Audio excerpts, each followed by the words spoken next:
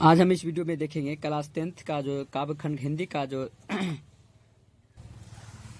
का काव्यखंड class 10th का जो काव्यखंड चौथा चैप्टर है स्वदेशी, जो लिखे हैं बद्री नारायण चौधरी प्रेमघन, जिसको हम शॉर्ट में प्रेमघन भी कहते हैं। आपको याद रखना है कि आपसे पूछा जाएगा कि स्वदेशी किनकी रचना है, तो आपको बताना बद्री नारायण चौधरी। इस वीडियो में हम देखेंगे सबसे पहले देखेंगे कवि परिचय, उसके बाद कवि परिचय देखने के बाद इससे कवि के बारे में जो तथ्य होती है, महत्वपूर्ण तथ्य होती है, बिंदु होती है, उनको देखने के बाद सबसे पहले उसका इससे जुड़े हुए ऑब्जेक्टिव कर लेंगे। 20 से 25 ऑब्जेक्टिव इससे जुड़े हुए कर लेंगे, तो आपको इजिली बहुत दिन तक इसको स्मरण में आपको रहेगा और आप बहुत ज्यादा समय तक इसको स्मरण में रख सकते हैं। इसलिए सबसे पहले लेखक परिचय देखेंगे, उसके बाद इस अध्याय से जुड़े हुए 20 से 25 ऑब्जेक्टिव लगाएंगे और आपको याद करवाएंगे। तो सबसे पहले चलते हैं लेखक परिचय के बारे में जानते हैं। लेखक परिचय देखते हैं कि सबसे पहला देखना है लेखक परिचय बारे में क्या देखना है। सबसे पहला पॉइंट याद रखना है कि स्वदेशी जो पाठ है, जो चैप्टर पार्ट जो 4 है, स्वदेशी जो अध्याय है, इनकी लेखक कौन है, इनकी जो लेखक है, इनकी लेखक कौन है, तो आपको बोलना है बद्री नारायण चौधरी। इनकी क्या है, कवि है। क्या है इनके कवि कौन है, बद्री नारायण चौधरी इनके कवि है। तो चलिए कवि का नाम तो आपको पता चल गया, प्रेमघन, या इसी को हम क्या कहते हैं, प्रेमघन भी कहते हैं। बद्री नारायण चौधरी को प्रेमघन। इससे पहले वाला पढ़े थे अति सुधो स्नेह का मार्ग है वाला जो पढ़े थे, चैप्टर पढ़े थे, वो घनानंद जी थे। वो क्या थे, घनानंद जी थे। लेकिन यहाँ क्या है, प्रेमघन। उसमें शुरू में घन था, इसमें अंतिम में, शब्द के अंतिम में क्या है, घन लगा हुआ। तो आपको याद रखना है, जो प्रेमघन जी जो है क्या लिखे, स्वदेशी कविता लिखे। लेकिन घनानंद जो है वो क्या लिखे थे, अति सुधो स्नेह का मार्ग है।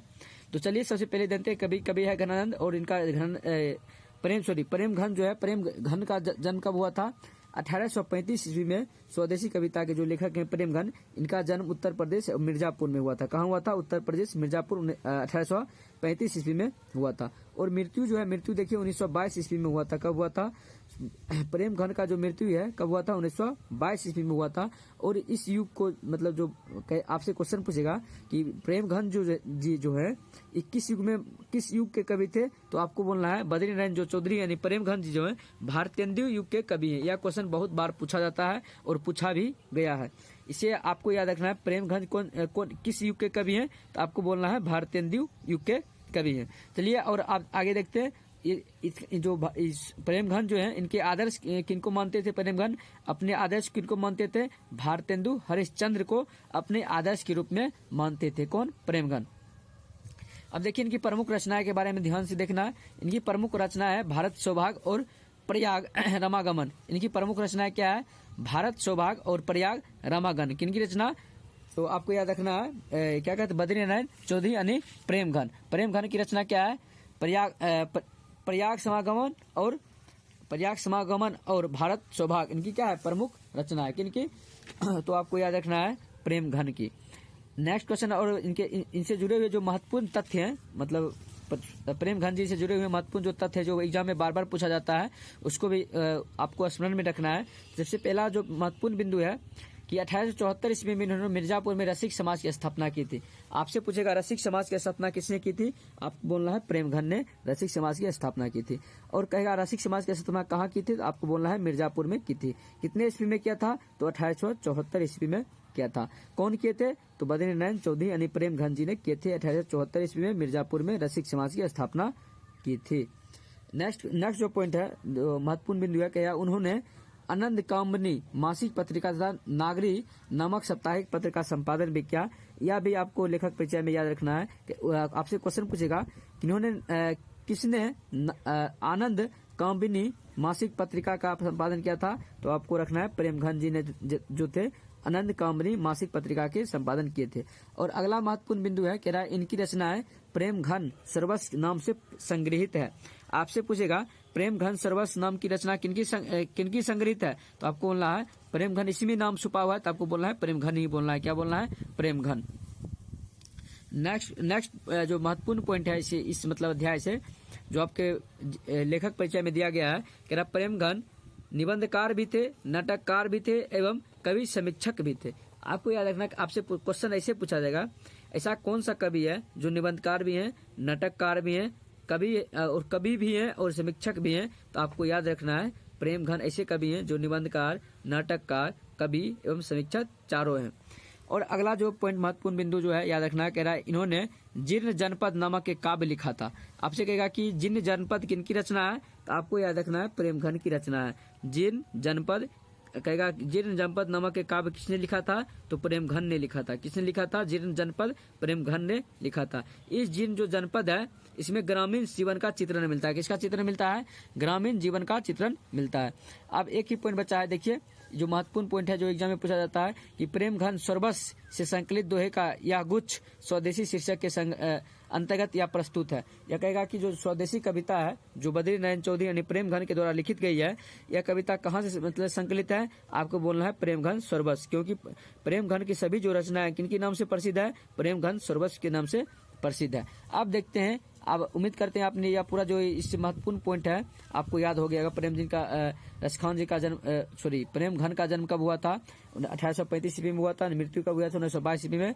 इनका युग कौन था, भारतेंदु युग था। आदर्श कौन मानते थे, भारतेंदु हरिश्चंद्र को मानते थे। और 1874 ईस्वी में मिर्जापुर में रसिक समाज की स्थापना की थी और इसकी आनंद कामरी मासिक पत्रिका थी। प्रेमघन की रचना प्रेमघन सर्वस नाम से संकलित है। निबंधकार, नाटककार एवं कवि एवं समीक्षक भी थे। इन्होंने जीर्ण जनपद नामक काव्य भी लिखा था। तो उम्मीद करते हैं आप ये लेखक परिचय, कवि परिचय जो है अच्छे से समझेंगे। अब देखते हैं इस अध्याय से जुड़े हुए सारा ऑब्जेक्टिव। सबसे पहला ऑब्जेक्टिव है कह रहा कि स्वदेशी शीर्षक पाठ की रचनाकार कौन है।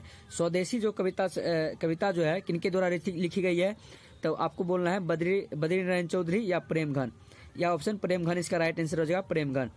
नेक्स्ट क्वेश्चन कह रहा है बद्री नारायण चौधरी यानी प्रेमघन द्वारा रचित कविता कौन सी है, तो प्रेमघन द्वारा रचित कविता क्या है, स्वदेशी है।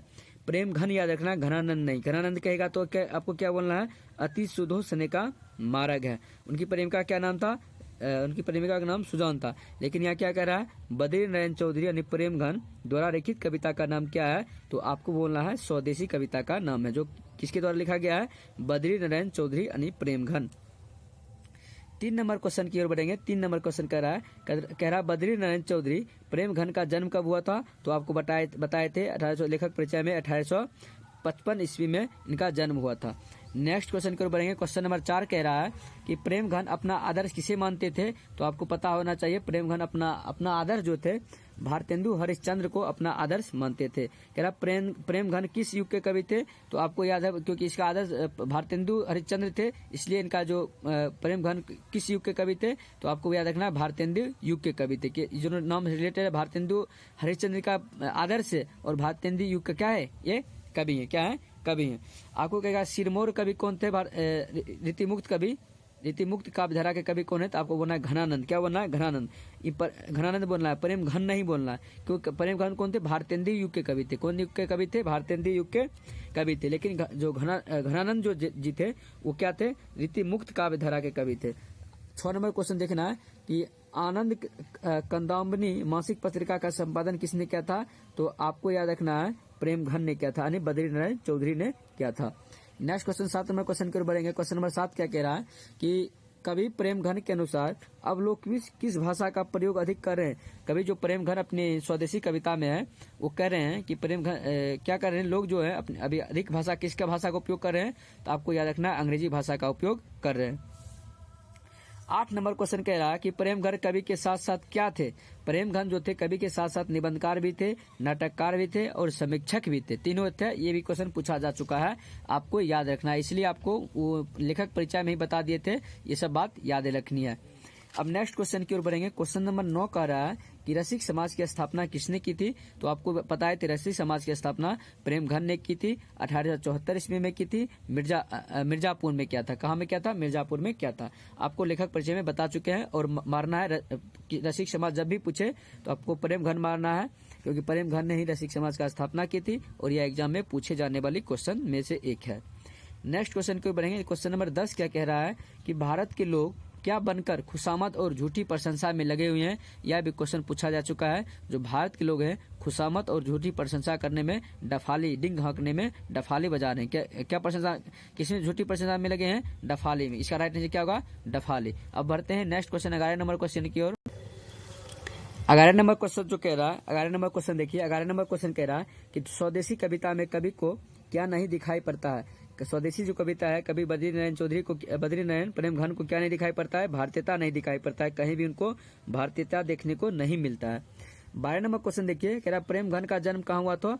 तो कहाँ प्रेम घन जी का जन्म हुआ था? मिर्जापुर में हुआ था। कहाँ हुआ था? मिर्जापुर, जो कि यूपी में है, तो आपको याद रखना है मिर्जापुर में था। 13 नंबर क्वेश्चन की ओर बढ़ेंगे, कह रहा भारत सौभाग्य किसका प्रसिद्ध नाटक है? तो आपको बताए थे लेखक परिचय में, भारत जो सौभाग्य है किनका प्रसिद्ध नाटक है? तो आपको याद रखना है प्रेम घन जी का प्रसिद्ध नाटक है।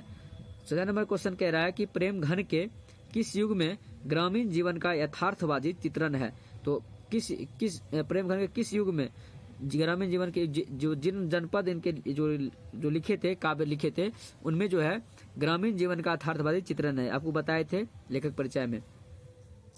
15 नंबर क्वेश्चन देखिए, कह रहा है कि कवि प्रेमघन द्वारा अधिकांश काव्य रचना किस भाषा में की गई है? तो आपको याद रखना है ब्रज भाषा और अवधी में इनकी जो अधिकांश जो है वो लिखी गई है। 16 नंबर क्वेश्चन देखिए क्या कह रहा है कि हिंदुस्तानी नाम सुनी अब ये सकुची लजात पंक्ति कविता के किस कविता से उद्धृत है?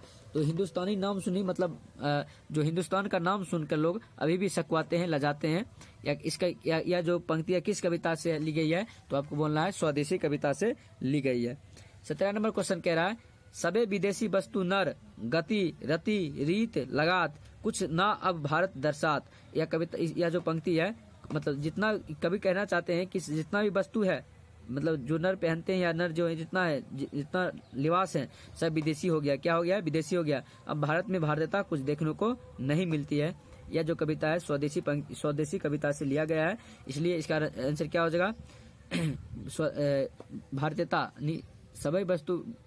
सबे वस्तु नर गति रीत लगात कुछ न अब भारतीय दर्शात। यह जो है स्वदेशी कविता से लिया गया है पंक्ति और भारतीयता के बारे में बता रहा है। 18 नंबर क्वेश्चन को बढ़ेंगे। 18 नंबर क्वेश्चन क्या कह रहा है देखिए। 18 नंबर क्वेश्चन कह रहा है कि साहित्य सम्मेलन में कोलकाता अधिवेशन के सभापति थे। साहित्य सम्मेलन में कोलकाता अधिवेशन में सभापति कौन थे? बद्री नारायण चौधरी प्रेमघन जी थे। यह भी क्वेश्चन पूछा जा चुका है, आपसे पूछेगा साहित्य सम्मेलन कोलकाता अधिवेशन में सभापति कौन थे? तो आपको बोलना है बद्री नारायण चौधरी जी थे। और बोलेगा रसिक समाज की स्थापना किसने या कब की थी? 1874 ईस्वी में रसिक समाज की स्थापना की थी। मिर्जापुर में क्या था और किसने क्या था? तो आपको बोलना है प्रेमघन जी ने क्या था। तो उम्मीद करते हैं सारा ऑब्जेक्टिव जो भी आपको बताए थे 20 या 19 है, जितना भी ऑब्जेक्टिव है आप अच्छे से कर लिए होंगे और लेखक परिचय अच्छे से देख लिए होंगे। इसे आप स्मरण में लिखना है क्योंकि आपका एग्जाम जो है बहुत नजदीक आ चुका है और इसे बार बार प्रैक्टिस करना है, इसी वीडियो को देखना है और आप जिससे आपको लंबी समय तक स्मरण रहे।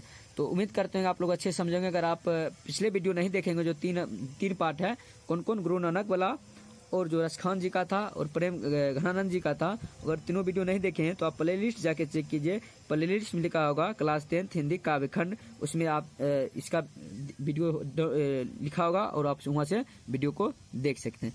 Thank you for watching this video.